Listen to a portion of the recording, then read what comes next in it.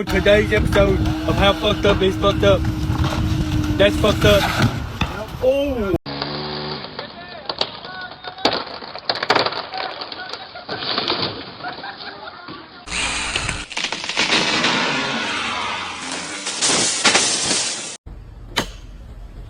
Oh, it's falling. Oh no, it's on your feet.